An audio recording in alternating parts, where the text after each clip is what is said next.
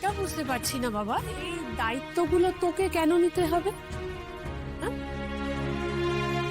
মানে লাজুর কিছু হলে কলেজ থেকে ফোনটা তোর কাছে কেন আসবে? ওর কি বাড়ির লোক বা আত্মীয় স্বজন কেউ নেই? লাজু পরীক্ষা দিতে না পারলে তোকে জানানো হবে, লাজু অজ্ঞান হয়ে গেলে তোকে জানানো হবে। কেন রে? মা, সেটাই নিয়ম, তাই লোকাল গার্ডিয়ান হিসেবে আমার নামটা আছে ওর কলেজে।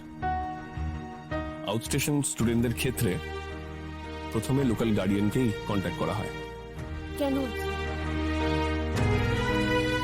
তোর নামটা লোকাল গার্জেন হিসাবে কেন আছে?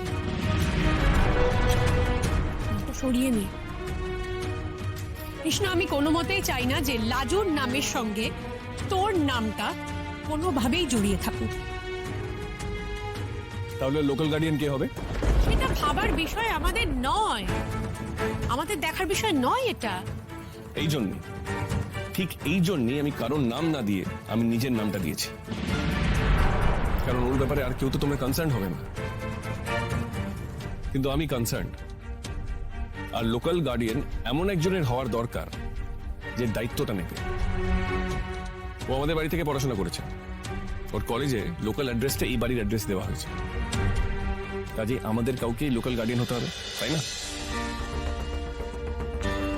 না সেই তো, তাছাড়া কলেজ থেকে কোনো কারণে ডাকলো বা কোনো কলেজের মিটিং এ অ্যাটেন্ড করতে হবে, সেটা তো আমরা পারবো না, কৃষ্ণই সামলাতে পারবে। তুমি বলো না, আমাদের কারুর পক্ষে কি সম্ভব হবে রাজুর কোনো প্রয়োজনে বারবার কলেজে যাওয়া? সম্ভব নয় তো। আরো শ্বশুর বাড়ির যা অবস্থা, তাতে শ্বশুর বাড়ির কারুর পক্ষে এটা করা সম্ভব কিনা আমি বুঝতে পারছি না। মানে আমার মনে হয় না ওরা পারবে।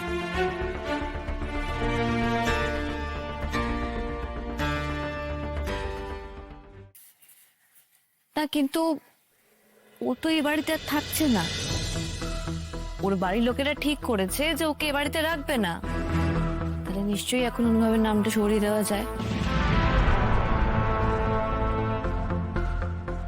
আচ্ছা সুদেব সেদিনকে এসে এত অশান্তি করলো, এত কথা শোনালো, তারপরেও লাজু কি করে এই বাড়িতে এসে উঠলো এটা আমি বুঝতে পারছি না।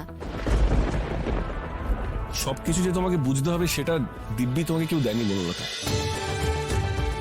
এরপর লাজুর কি হবে, কি করবে, সেসব কথা থাক না। এরপর কি হবে কেউ জানে না।